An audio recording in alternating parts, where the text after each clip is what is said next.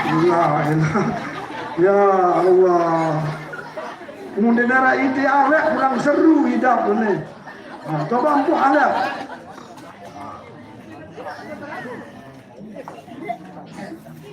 Alek, dia tahu Alek.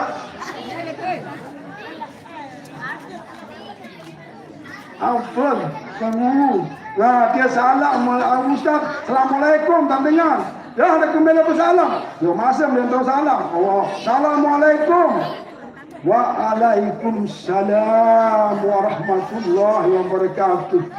Nah, kini saya menjelaskan salam. Salam itu ada 3 macam salam. Ya, kedua macam salam. Ya, bahkan banyak macamnya.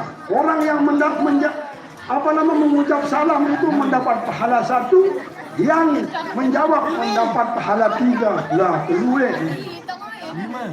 Tetapi, ya, apa kami dua lalu salam kedua Pak Ustaz. Salam yang kedua adalah salam yang tidak boleh dijawab. Nah, ngeremon Ustaz ni. Apa kada kena salam berusida suruh kena muda. Saya jawab tuju bahaya mau sebenarnya. Dia dia mau jawab. Biar kena saya menuk. Ya, kalau mau tahu salam yang tidak ada jawabannya harus benarnya melalui pendidikan. Ya, kaji mondok oleh Al-Halimi sesaya aja. Ya.